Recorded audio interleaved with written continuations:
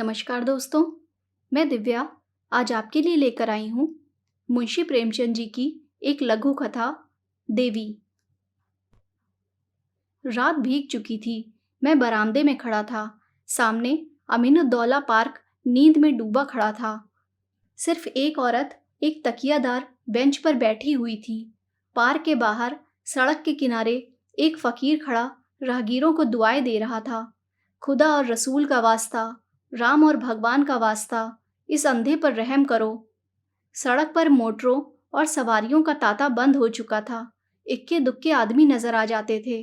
फकीर की आवाज, जो पहले नक्कार खाने में तूती की आवाज थी, अब खुले मैदान की बुलंद पुकार हो रही थी। एकाएक वह औरत उठी और इधर उधर चौकन्नी आंखों से देखकर फकीर के हाथ में कुछ रख दिया और फिर बहुत धीमे से कुछ कहकर एक तरफ चली गई। फकीर के हाथ में कागज का टुकड़ा नजर आया जिसे वह बार बार मल रहा था। क्या उस औरत ने यह कागज दिया है? यह क्या रहस्य है? उसके जानने के कुतूहल से अधीर होकर मैं नीचे आया और फकीर के पास खड़ा हो गया।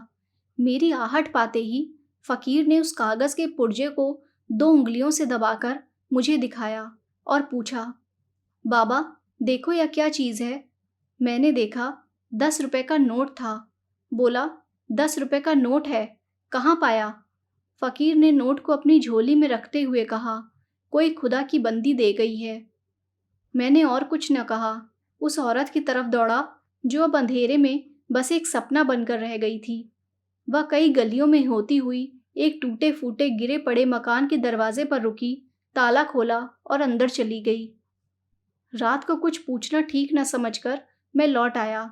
रात भर मेरा जी उसी तरफ लगा रहा। एकदम तड़के मैं फिर उस गली में जा पहुंचा। मालूम हुआ वह एक अनाथ विधवा है।